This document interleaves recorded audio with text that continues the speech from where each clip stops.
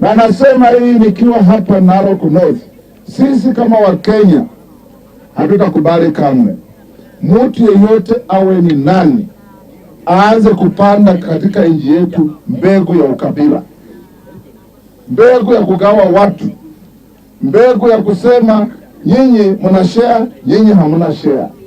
Kila mtu ukipiga kura yako umeweka sahihi kwamba unajivunia kuwa Mkenya.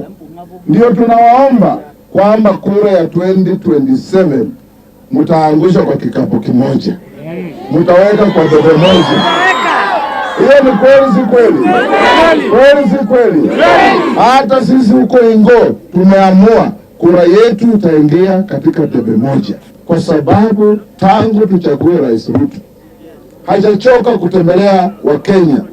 Kila mahali amekuwa akizindua mabarabara, mambo ya maji, mambo ya elimu, mambo ya afya.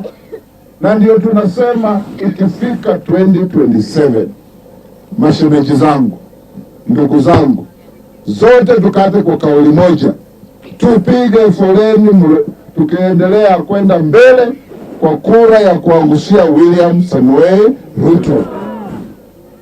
Nyinyi ni watu ya tutam? Nyinyi ni watu ya tutam? Hebu nione tutam.